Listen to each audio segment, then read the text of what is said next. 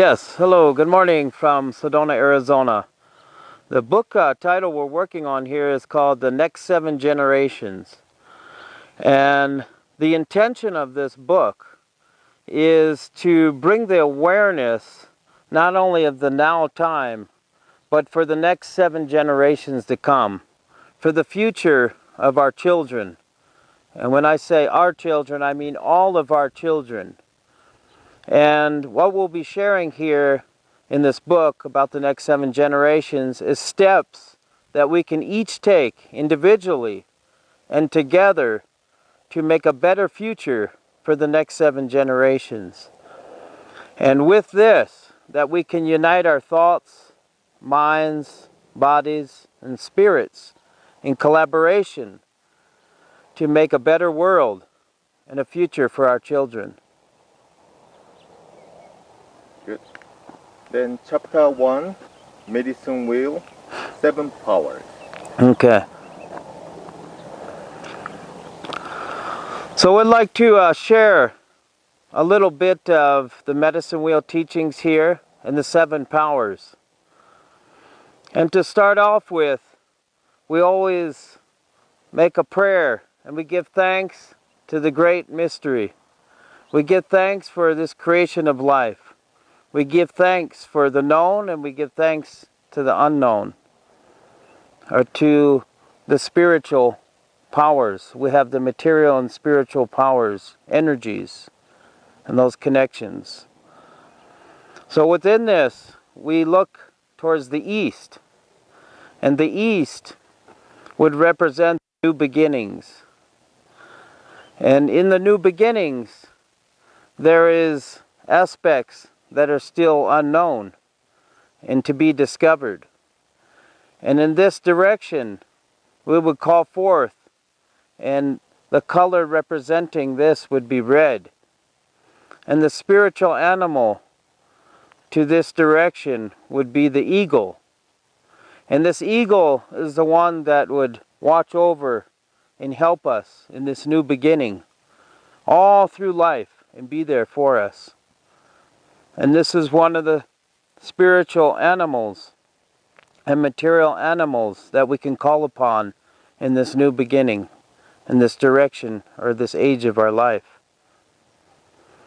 In the south, we would look at this direction as the adolescent, the young man or young woman, the one that is beginning to grow in their age of life, in their cycles, getting that understanding of their relationship between the spiritual and material worlds. In this direction, we will call upon the coyote. And this animal resides here in Sedona, very prominent energy, an animal. And this color would be yellow. This age of life, we would call in the yellow. In that age, in this process, in this wheel. The next age of life would be the west. And in the west, we have the adult.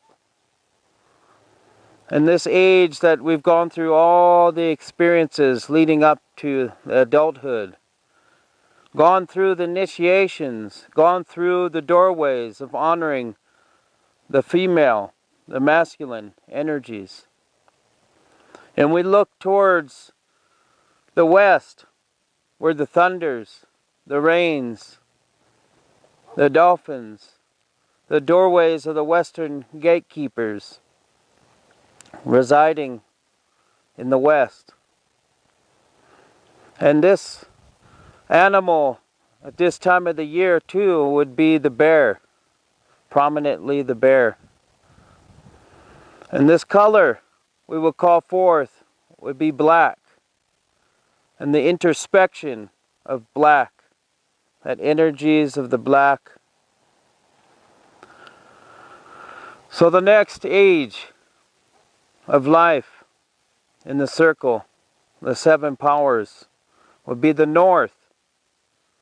This northern age would be of the elders, the wisdom keepers, the holy ones, the grandmothers and grandfathers, the ones that have gathered all the experiences through life, through the cycle, that had moved through the three ages, the east, the south, the west, and then reside in the north.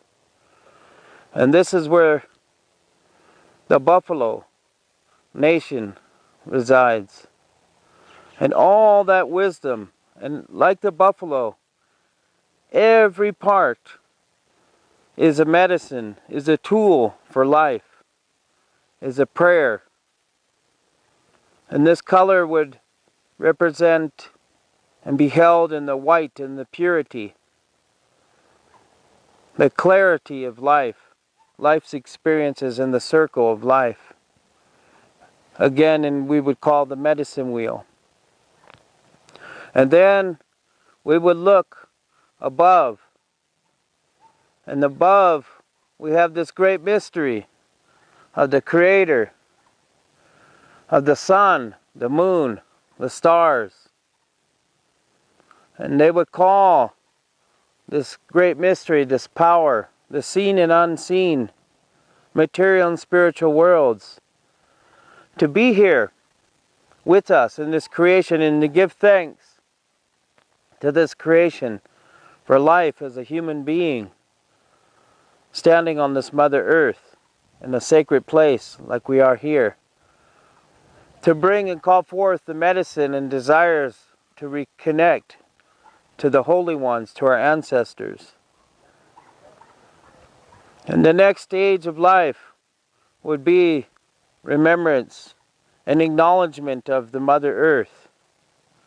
Wherever you reside, the nurturing mother and that interrelationship between the mother that birthed us, and that there is no distance between our mother and our great-great mother, this earth.